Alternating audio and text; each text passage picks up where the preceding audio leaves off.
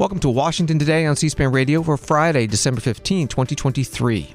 National Security Adviser Jake Sullivan in Israel, after meeting with the Prime Minister Benjamin Netanyahu and other top Israeli officials, plays down differences between the U.S. and Israel about how the war with Hamas and Gaza is being fought, and agrees with Israel that it could last for months. U.S. Ambassador to China Nicholas Burns at an event in Washington says, "I don't feel optimistic about the future of U.S. China relations. I feel that we need to see how things develop." On Capitol Hill, Republican and Democratic senators continue negotiations with the Biden administration over U.S. immigration and border security changes that all can agree to, and that can be added to the president's aid request for Israel, Ukraine, and Taiwan. Senator Kyrsten Sinema, independent of Arizona, says they're making progress.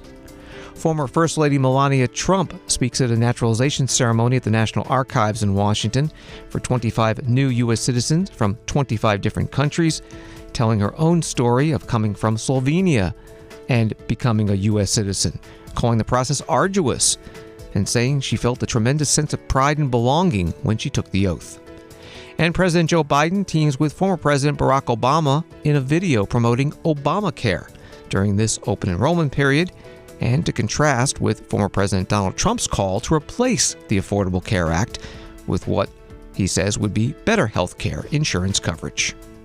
The New York Times reports that Jake Sullivan, President Biden's national security advisor, on Friday played down differences between the United States and Israel over the war against Hamas and Gaza, even as Mr. Biden has escalated criticism of Israel's conduct.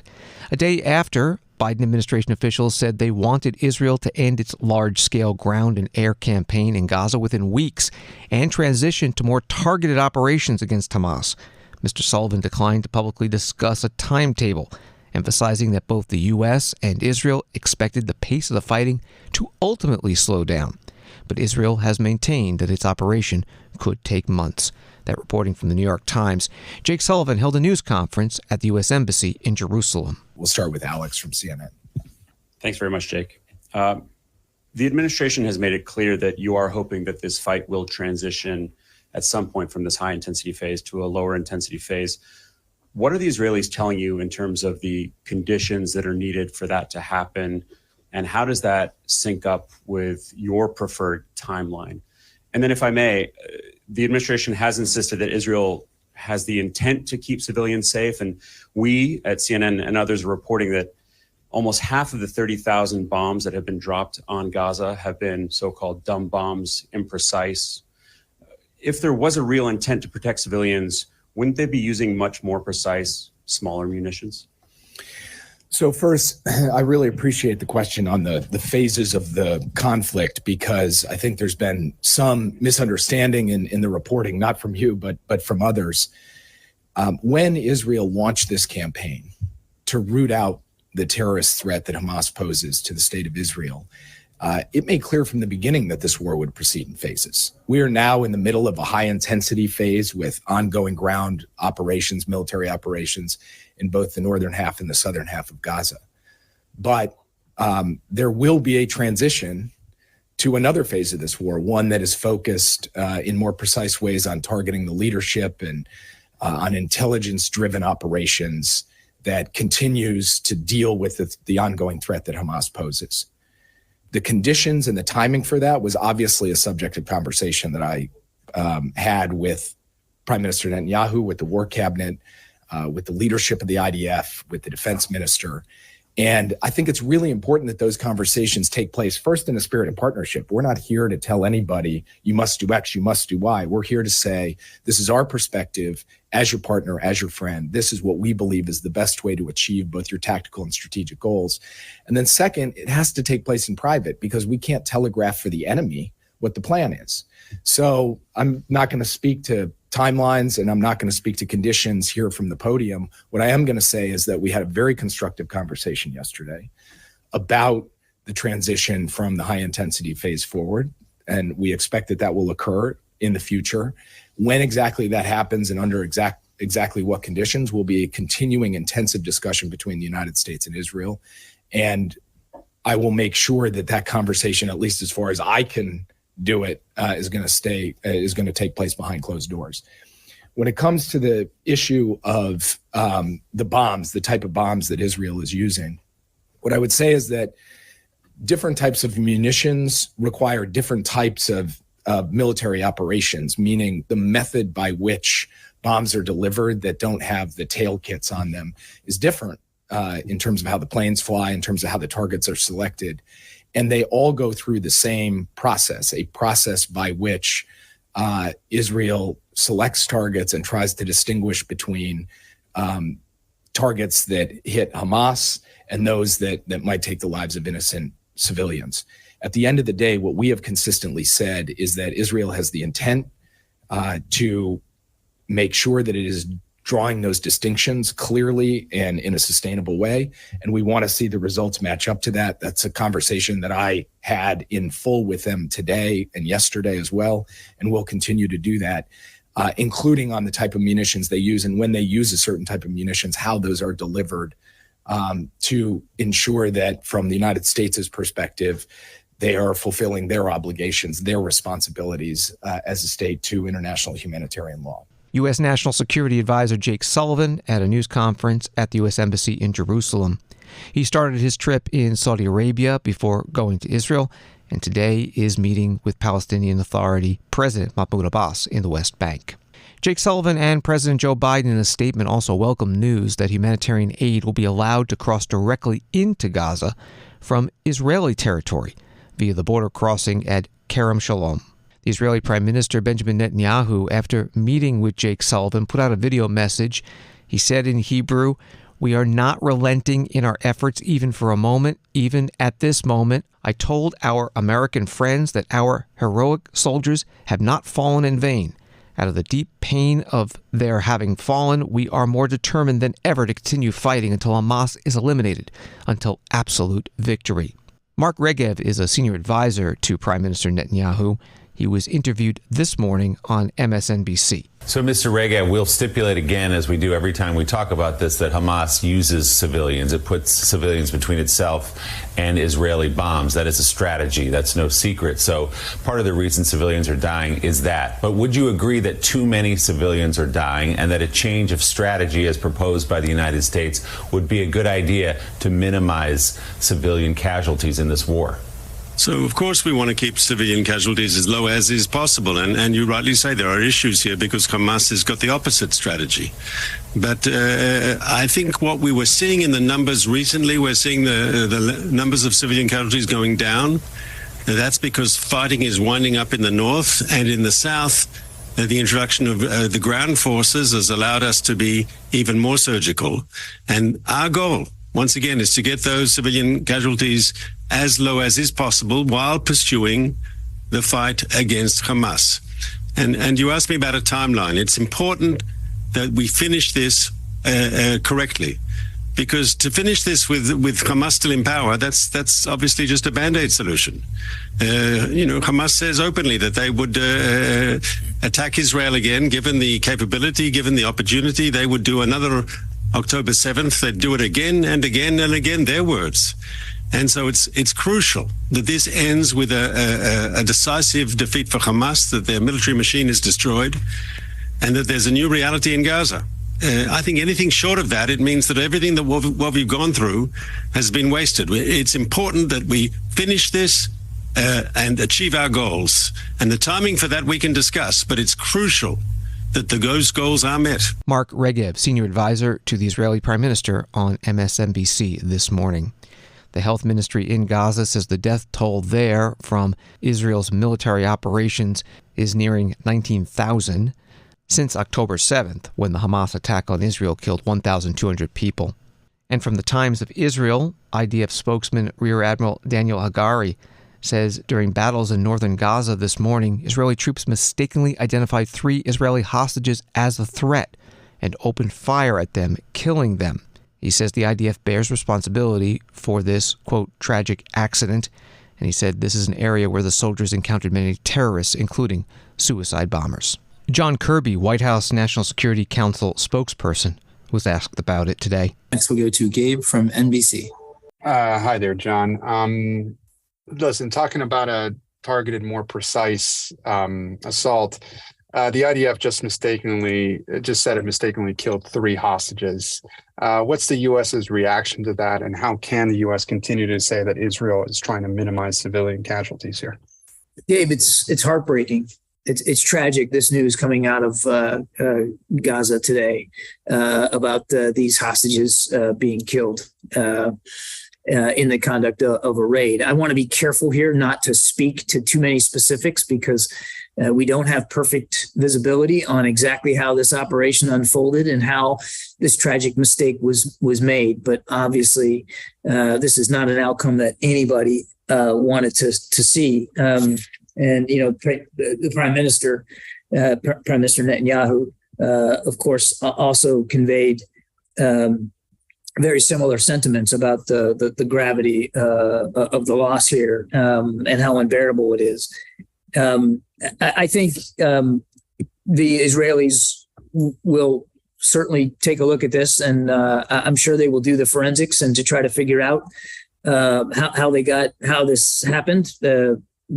It's certainly the way we would approach a situation like this too. We want to know as many answers as we could. So I want to, to your second question, I don't think that we can necessarily make some sort of broad judgment about the specific circumstances here and what that says about the ability for them to be more surgical and more precise. I would add that, when they went into North Gaza, they went in with a much smaller footprint and they were able to conduct smaller scale, smaller unit operations than what they had originally planned to do. And we'll let them do the forensics here and try to figure out what happened. But right now, just one more second, and I promise I'll shut up. Right now, we're mourning with the families that are getting the worst possible news a family can get. And I think we need to keep them foremost in mind. John Kirby, Strategic Communications Coordinator for the White House National Security Council, in a virtual audio briefing. This is Washington Today. CNBC reporting that U.S. Treasury Secretary Janet Yellen underscored her priorities aimed at stabilizing frigid ties between the United States and China late Thursday. Yellen, in prepared remarks for a dinner hosted by the U.S. China Business Council, said continuing to stabilize our relationship to prevent escalation won't make news, but our economies, our people, and again, also economies and people around the world will be safer and more secure. She went on, this is what it means for the U.S. and China to build and responsibly manage our relationship. And she said she planned to visit China for a second time as Treasury Secretary. Her first visit was in July. Today, at the Brookings Institution in Washington, U.S. Ambassador to China Nicholas Burns was interviewed. Last June, you made headlines when you... I did? When you said it... Good to make headlines. When you said at an event that U.S.-China relations are at the lowest point since Nixon's opening to China. Do you remember saying that? Yes. And it was true at the time. And since then, the relationship weathered a considerable amount of turbulence. And as you just mentioned, great efforts were made to restore channels of communication and to stabilize this relationship. But of course, the big question is how durable is this stabilization? And are open channels of communication alone sufficient to prevent the U.S. and China from veering into dangerous conflict? It's a really good question, Patricia, and thank you for asking it. I was confirmed 2 years ago next week by the Senate to begin my term as ambassador, and it's been a roller coaster. Mm-hmm. I have to say. I think it's apparent it's been a roller coaster. We had in 2022 COVID, and we had lockdowns and mandates in China that made it impossible for my staff and I to travel. Shanghai locked down, our consulate locked down there. Real crisis situation. The president had a good meeting in Bali at the end of 2022, but then you all remember the balloon incident of the beginning of February of 23. That was preceded by the controversy over Speaker Pelosi's visit. So the Chinese reaction both to Speaker Pelosi and the balloon incident was to shut down most senior level conversations between the U.S. and China. I thought that was very dangerous and ill-advised of the Chinese. And as of late spring, early summer of this year, we were in a situation where we did not have any highly developed cabinet contacts. We didn't have channels where the Secretary of State or Treasury or Commerce could call their counterparts and work out issues. We were active in Beijing, obviously that's our job, but you want to have that higher level. And so we decided, along with the Chinese, that we had to change that situation. So it's been a remarkable last 7-8 months. Secretary Blinken was the first Secretary of State to visit China in 4.5 years. That was June. Secretary Yellen came out in July, first Secretary of the Treasury in 5 years. Secretary Raimondo came out on her first visit to China, first visit by a Secretary of Commerce in 4 or 5 years. You can see how separated we have become. John Kerry came out. The really extraordinary visit, in a way, was Henry Kissinger's visit. 100 years of age, I met him at the airport. It was about 102 degrees in mid-July, 2 in the afternoon, and he had just had a 20-hour flight. And he came off the plane and engaged in 5 days of conversations with Xi Jinping. He did a half-day seminar in AI with China's leading, along with Eric Schmidt, with China's leading AI scientists. He came to the embassy, and 700 of us honored him for being the father of this relationship in many ways.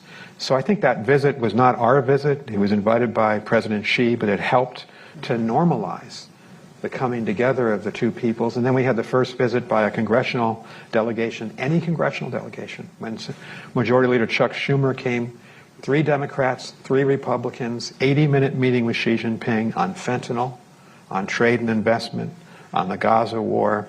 We came together. We re-engaged. Our first governor came out, Gavin Newsom, shortly thereafter. So I take you through that list. We had nothing like this in 2020, 2021, 2022. The two governments had separated.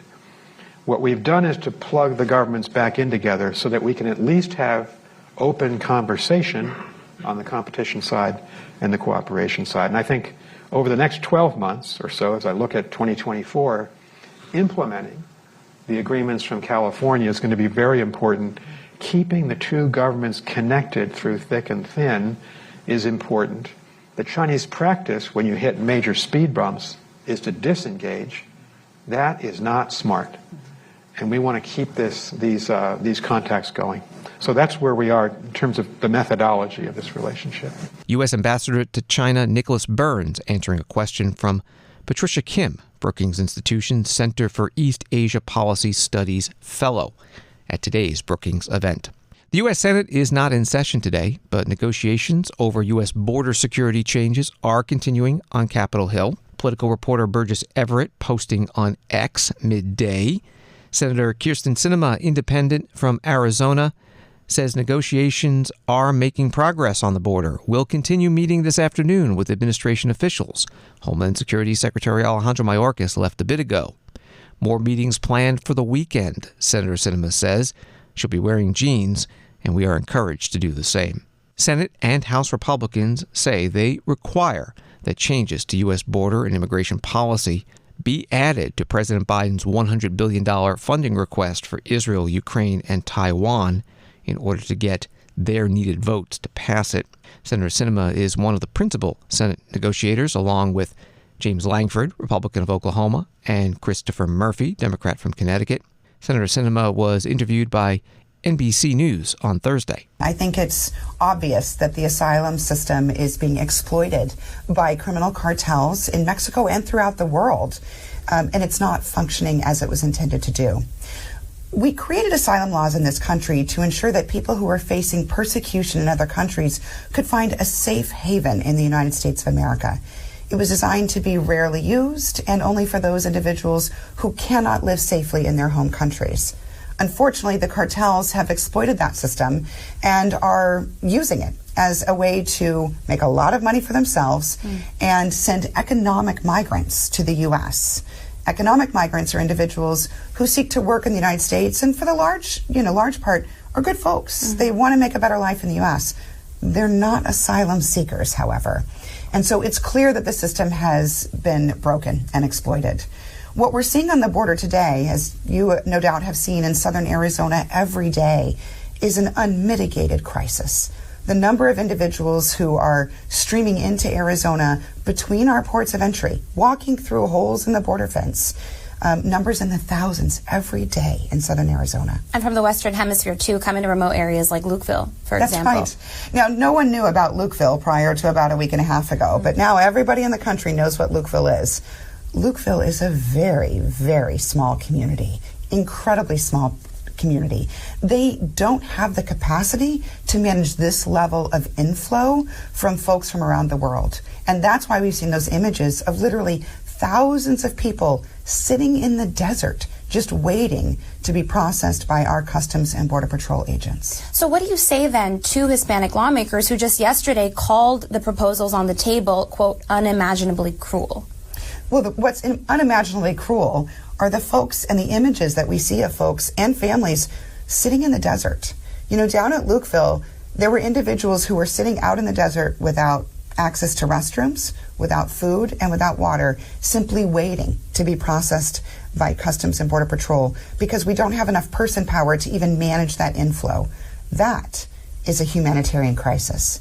So the solution is to actually create an orderly process where those who do qualify for asylum have the opportunity to seek it in our country, and that those who do not have the opportunity to seek asylum in our country find other means to enter the country lawfully. Senator Kyrsten Sinema, independent from Arizona, in an NBC interview from Thursday. Senator Mark Wayne Mullen, Republican of Oklahoma, was interviewed this morning by Fox News about what border security and immigration policy changes he would like to see. The asylum process has to change. It needs to go back to remain in the first country entry, which we have a pact with Canada and Mexico.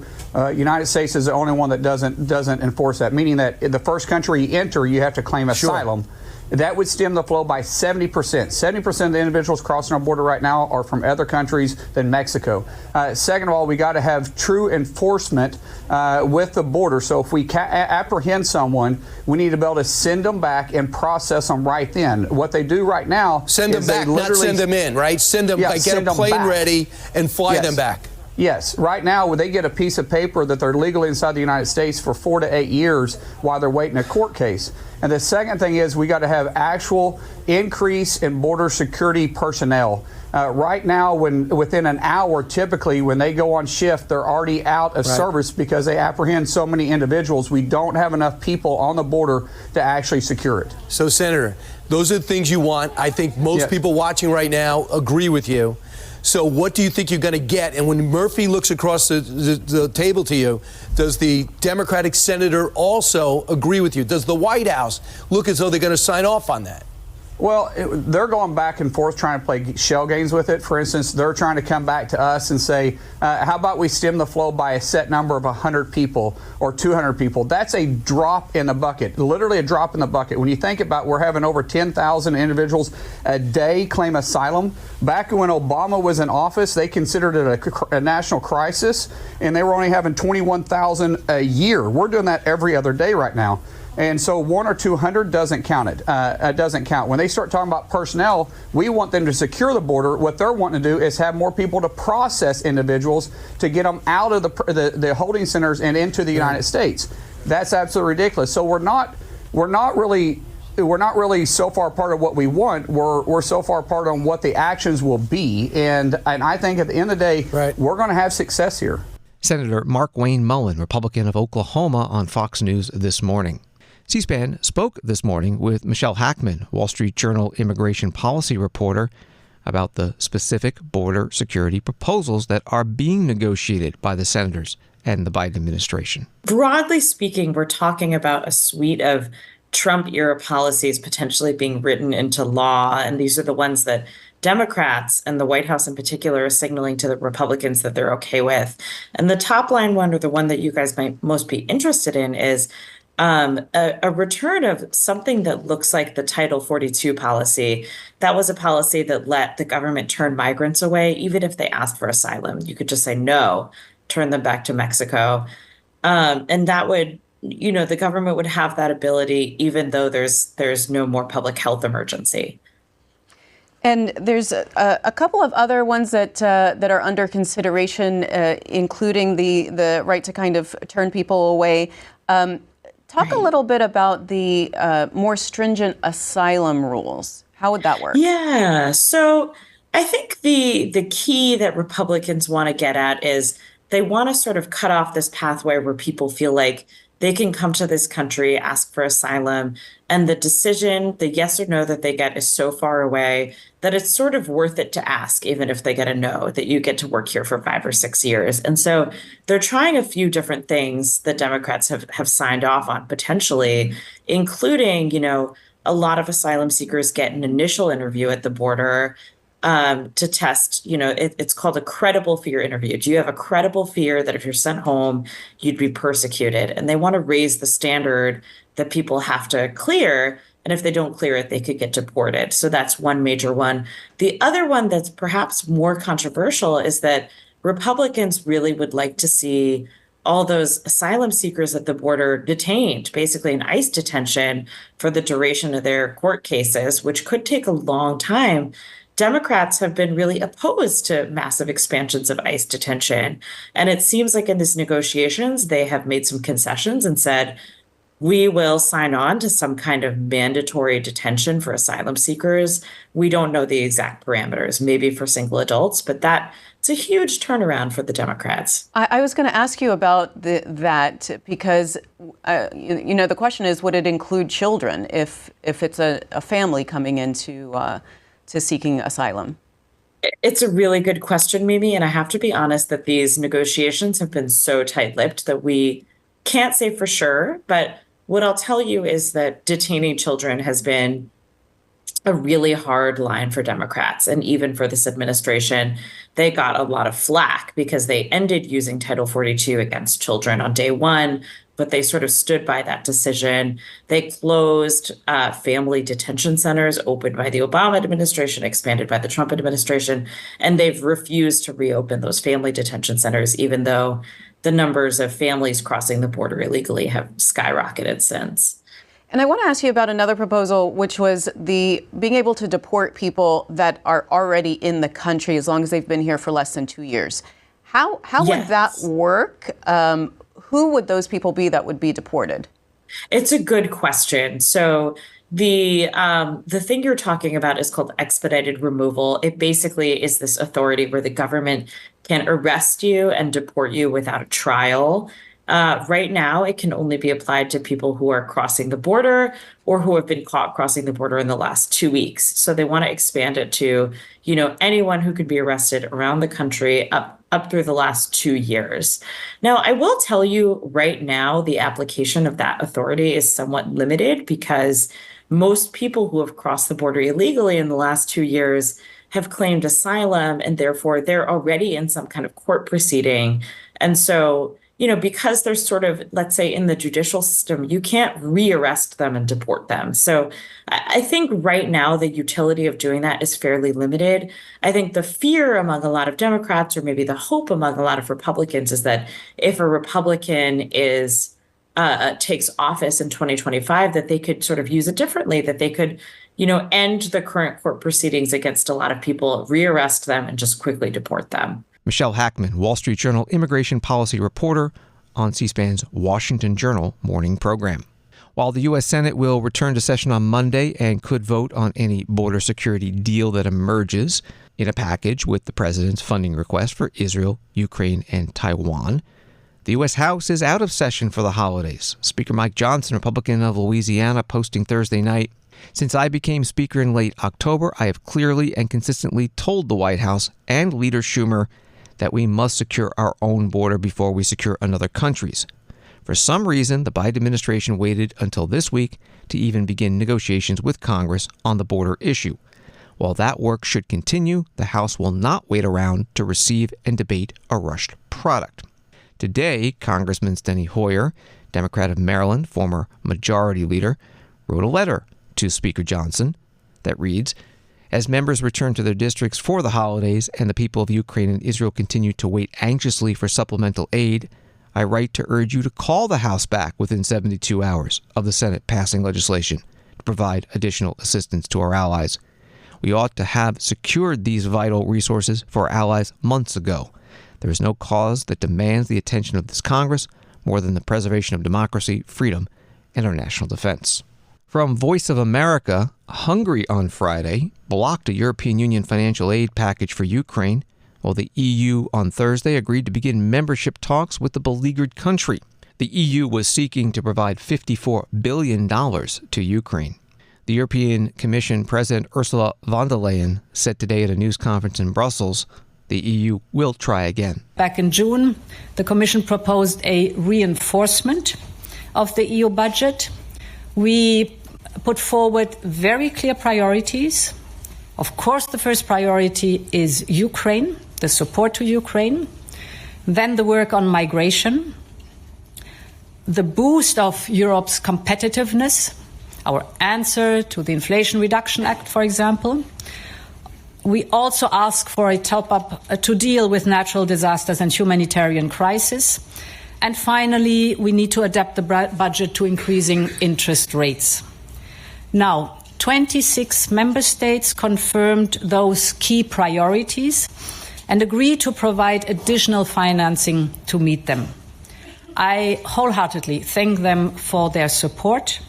This is a good result. The agreement also addresses the concerns of the member states related to their national budgetary constraints. And thus the agreement includes redeployments and reprioritization alongside new funding. And you can imagine that this combination, redeployment and new funding, required tough choices. We have taken those choices. However, unfortunately, we did not manage to reach unanimity yesterday. Hungary was unable to support. So there is now a new rendezvous early next year. And we will use, as a Commission, the time until then to ensure that whatever happens at this next UCO, we will have an operational solution. European Commission President Ursula von der Leyen at the European Union Summit in Brussels. BBC News reports that Hungarian Prime Minister Viktor Orban announced his block of the aid to Ukraine shortly after the EU leaders decided to open membership talks with Ukraine and Moldova and to grant candidate status to Georgia. Hungary, which maintains close ties with Russia, has long opposed membership for Ukraine but did not veto that move. That reporting from BBC. Washington Today continues in a moment. We want to take a minute to ask for your help. Your financial support will ensure that C-SPAN can continue to produce podcasts that inform you about national politics, introduce you to the latest nonfiction books, and provide valuable historical context to today's news. Make a donation today and be a part of C-SPAN's future. Visit c-span.org/donate. Welcome back to Washington Today, available as a podcast on the C-SPAN Now mobile app and wherever you find your podcasts. President Joe Biden and former President Barack Obama, writes CNN, teamed up on a new video vowing to protect and expand Obamacare at a time when former President Donald Trump has threatened to renew his efforts to repeal the health care law if he wins a second term. The video starts with President Biden reading a text message that asks, "Hey, President Biden, is Obamacare still a thing?" He then turns to President Obama and says, "Is it a thing?" Hey, President Biden, is Obamacare still a thing? Is it still a thing? Yes. Obamacare, the Affordable Care Act, Biden Care, whatever you call it, yes, it is still a thing. The other side's been trying to repeal it every year since it's existed, but we'll keep fighting to protect it. Not just protect it, but expand it, saving millions of dollars for working families. We're covering more people than ever. Just go to healthcare.gov to learn more. Yeah, it's still a BFD. A video posted by President Biden, who is also a 2024 Democratic presidential candidate. A few weeks ago, former President Donald Trump, a 2024 Republican presidential candidate, posted, "I don't want to terminate Obamacare. I want to replace it with much better health care. Obamacare sucks." Donald Trump also spoke about Obamacare at his rally in Coralville, Iowa on Wednesday. We're also going to fight to give you much better health care. Obamacare is a catastrophe for American families. Even Elizabeth Warren, often referred to as Pocahontas because of her great Indian heritage, she agrees that it needs to be fixed. Elizabeth Warren, Pocahontas. You remember that one? A name from the past. Pocahontas. They said, you must apologize to her. I said, I apologize to Pocahontas, the real Pocahontas. We're going to make it much less expensive for the people and much better care for American patients. Donald Trump, former president and 2024 Republican presidential candidate, in Coralville, Iowa, on Wednesday. Today is the deadline to enroll for the Affordable Care Act, or Obamacare, for coverage that begins January 1st. The last day to enroll or change health care plans for the current year is January 15th. On Wall Street today, the Dow up 56, NASDAQ up 52, S&P down a fraction. Former First Lady Melania Trump spoke today about becoming a U.S. citizen at a ceremony at the National Archives in Washington where 25 other people from 25 countries were sworn in as new U.S. citizens. Melania Trump is from Slovenia. She talked about her modeling career that took her around the world, how she eventually settled in New York City, and then how she faced the confusing system of naturalization. Back then, the convenience of technology's document filing didn't really exist to the extent it does today. Patience and perseverance became my constant companions as I navigated through this intricate web, which I'm sure you can all relate to. Even if every time-consuming, my dream of becoming a citizen pushed me to meticulously gather every last piece of information required, ensuring that no detail was overlooked. My personal experience of traversing the challenges of the immigration process opened my eyes to the harsh realities people face, including you, who to try to become U.S. citizens. And then, of course, there are nuances of understanding the United States immigration laws and the complex legal language contained therein. I was very devoted, but I certainly was not an attorney. And eventually, it proved critical for me to retain counsel. I was fortunate to do so, as ultimately my journey was streamlined and brought me over the finish line as a naturalized citizen. While challenges were numerous, the rewards were well worth effort. I applaud you for every step you took, every obstacle you overcome, and every sacrifice you made. Former First Lady Melania Trump at the National Archives in Washington. She also told the 25 new U.S. naturalized citizens sitting before her about her pride when she took that step. Becoming an American citizen comes with responsibility.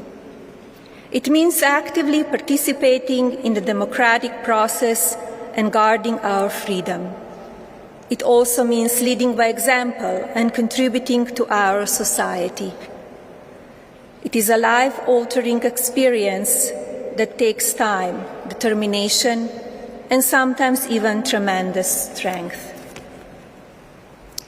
You are now a part of a nation with a rich history of progress, innovation, and resilience.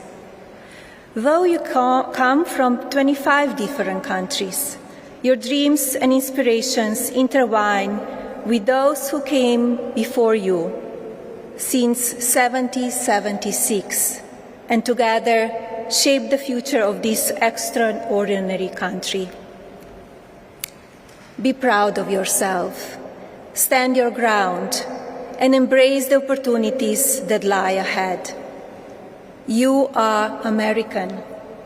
Be a beacon of inspiration for your children and those who follow in your footsteps. May your journey continue to be filled with endless possibilities, and may your contributions enrich the fabrics of this great nation. Congratulations again. Former First Lady Melania Trump. Today's naturalization ceremony at the National Archives in Washington took place on this Bill of Rights Day.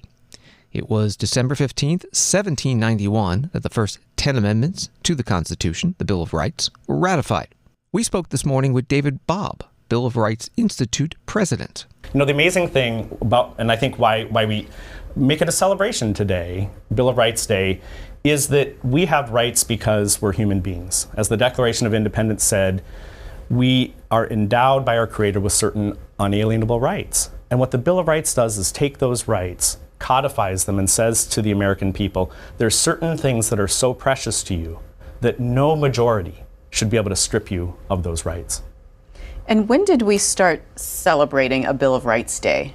You know, it's not been around all that long. I don't know the first official date. The funny thing about the Bill of Rights is when it was first ratified, it's not like they said, and now we have the Bill of Rights. It was usually referred to as a Bill of Rights. It later came about in the 20th century, about the time of FDR, that we started to refer to those first 10 amendments as the Bill of Rights. You have an opinion piece here in Stars and Stripes magazine, and you talked about the poor knowledge of, especially among young people, of what rights we have and what's in the Bill of Rights. I just want to show on the screen a survey done, and this was, you asked participants to name the rights guaranteed by the First Amendment. This is just the First Amendment. 77% could name freedom of speech. This is when it drops off. 40% name freedom of religion, 33% name the right to assembly, and only 8% say that freedom of the press is in the First Amendment. You know, sometimes our tendency is to say of teenagers, why are they so ignorant? Why are they so apathetic? We have to give them a reason to want to know these things. We have to model the kind of civility, the kind of debate, the kind of engagement. At the Bill of Rights Institute, we teach civics, and that's really giving young people the reason that they can ask why. I think when we get better at asking some of these why questions, why would the freedom of press matter? What does that mean for a young person using TikTok, using YouTube, using any one of the social media platforms?